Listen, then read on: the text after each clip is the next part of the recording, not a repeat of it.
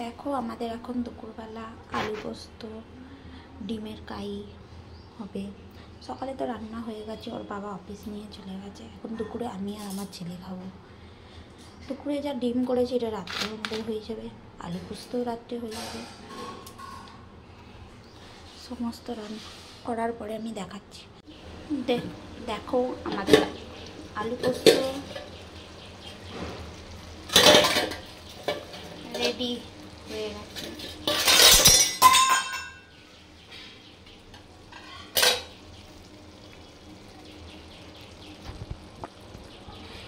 এবার ডিমের কাইটা করব।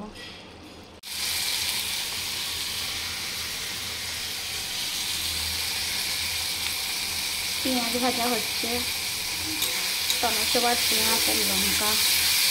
আমি লোহার কড়াই বেশি একটা রান্না করি। ডিম ভাজা হয়ে গেছে, আদা রসুন বাটা হয়ে গেছে। ডিমের কাই, আলু পোস্ত, উচ্ছে আলু সেদ্ধ, ভাত,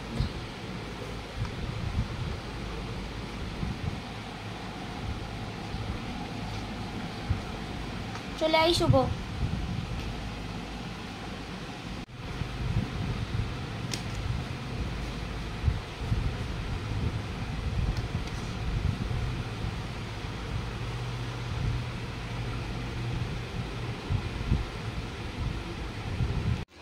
আমাদের রাত্রেবেলা আজকে হবে পরোটা। কিছু করেছি, আর কিছু পরোটা হচ্ছে।